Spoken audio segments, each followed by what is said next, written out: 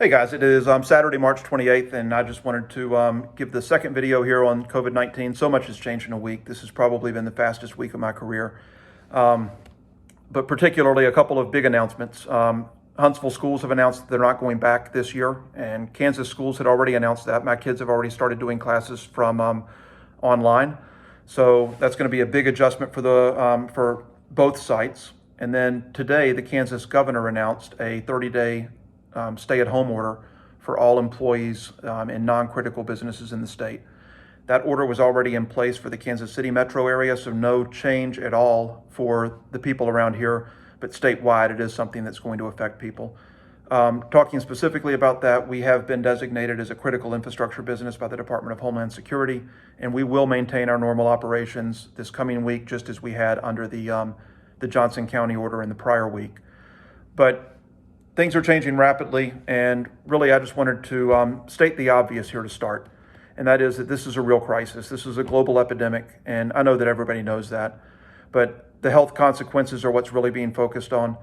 But beyond that, there are also some pretty severe social consequences, just from being used to being able to go out, hang out with friends, go to restaurants, go to sporting events. All of those things are gone for us as adults. For our kids, not being able to go to school is a major adjustment, not being around their friends.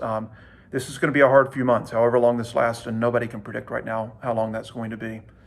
And then beyond the social, there's also the financial impact. Many businesses have been forced to at least temporarily close their doors, and we know that some of those businesses will never reopen. There have been millions of people who have lost their jobs, and it's a pretty severe situation. And as I said, that's really stating the obvious, but really the encouragement that I want to give is that we've been through things like this as both a company and as a country before, and we will go through things like this again in the future because we're going to get through this. And I know that deep down everybody knows that, but really I just want to encourage you by saying that I believe we will not only survive as Macro, but we will actually be stronger as a result of what's happening with COVID-19 on the other side of COVID-19. I don't know exactly what that looks like. I don't know what we're going to be able to do that's going to make us stronger, but I know that when crises like this happen, there are always opportunities that come as a result of the crisis. I don't know what those are going to be, but I've already seen a couple of small things. The first one that's pretty minor is that we've really switched to being more of a video conferencing as opposed to a teleconferencing company. I think that being able to see someone's body language and it's just building stronger communication.